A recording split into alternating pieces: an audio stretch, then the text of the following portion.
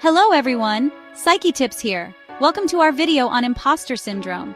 That feeling of not being enough, of being a fraud? We're going there. Imposter syndrome makes you doubt your abilities despite evidence of competence. It's that voice inside that whispers, you're not as smart as they think. It's feeling like an imposter in your own life. Haha, trust me, you are not alone. We'll explore the signs and talk about how to move through it. Drowning in self-doubt.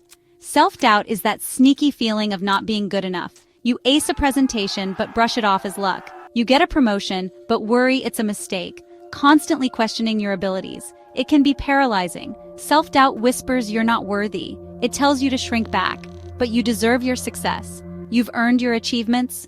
Own your worth. Living in fear of exposure. And then there's the fear of exposure, right? It's that constant anxiety of being found out as a fraud, that people will realize you're not as capable as they think. It's like walking a tightrope, afraid of falling. This fear can keep you from what you truly want. It whispers, don't even try. But fear loses its power when we face it. When we show up as our authentic selves, we dismantle its hold on us. The overworking trap. Ever find yourself working late into the night, pushing yourself to the limit, even when it's not necessary? Yeah, that's the overworking trap, another hallmark of imposter syndrome. We think that if we just work a little harder, do a little more, we can finally silence that nagging voice of self-doubt. But here's the hard truth. Overworking is not a sustainable solution. It's like trying to fill a bottomless pit. No matter how much we do, it's never enough. Instead of chasing after this elusive idea of enough, what if we gave ourselves permission to rest, to recharge, to prioritize our well-being? The art of discounting achievements. You land that big client, but you tell yourself it was just a fluke. You receive glowing feedback, but you dismiss it as them being nice. Sound familiar? This is the insidious nature of imposter syndrome. You tend to minimize your achievements, attributing them to external factors rather than your own hard work and talent. You downplay your successes, brushing them off as luck or timing, anything but your own doing.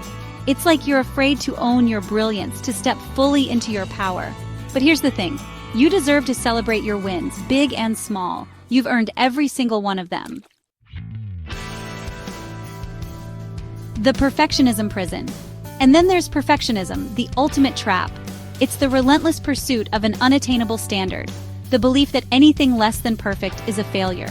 It's a prison you build for yourself, brick by brick, with every self-critical thought and unrealistic expectation. Perfectionism tells you that you're not enough, that you need to constantly strive for this elusive ideal. But here's the truth. Perfection is an illusion. It's a moving target that you'll never hit. What if, instead of chasing perfection, you embrace the beauty of imperfection? What if you gave yourself permission to be human, to make mistakes, to learn and grow along the way? Naming the imposter. The first step to overcoming any challenge is to acknowledge its existence. So let's name it imposter syndrome. It's real, it's common, and it thrives in silence. Start noticing the patterns. When do those feelings of inadequacy creep in? What triggers the self-doubt? Understanding the when and why is crucial. Remember, recognizing it doesn't mean you're weak. It means you're ready to reclaim your power, empower mind. Rewriting the narrative. Our thoughts shape our reality. So it's time to challenge those negative thought patterns and reframe them with truth and evidence. Instead of saying, I got lucky, try saying, I worked for this. Thanks be to God for His help.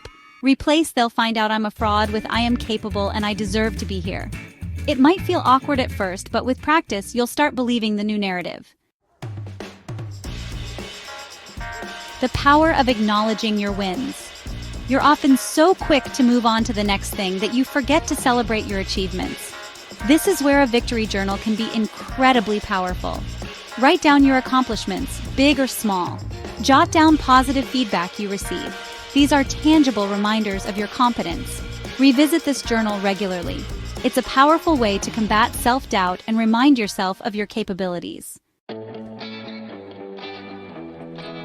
Breaking the silence. Imposter syndrome thrives in isolation.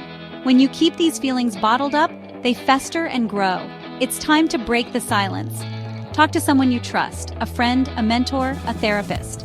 Share your experiences, your fears, your vulnerabilities.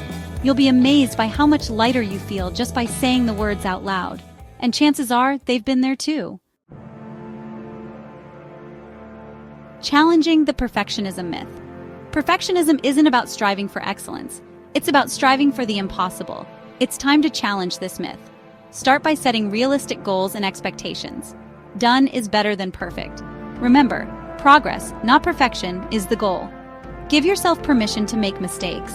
They're not failures. They're opportunities for growth and learning. Building your support system. You don't have to do this alone. Surround yourself with people who believe in you, who uplift and encourage you. Seek out mentors who can guide you and provide support.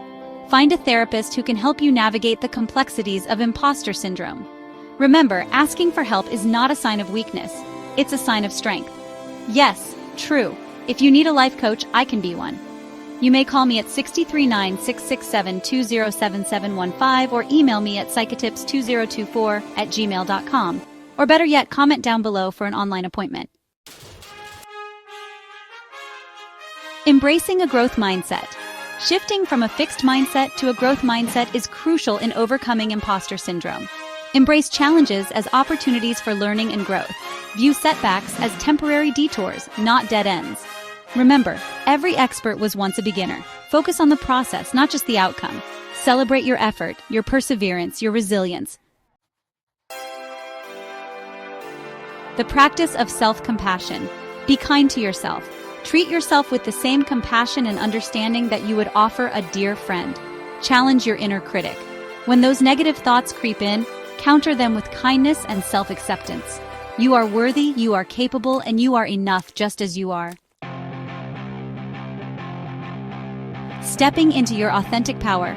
Imposter syndrome can cast a long shadow, but it doesn't have to define you.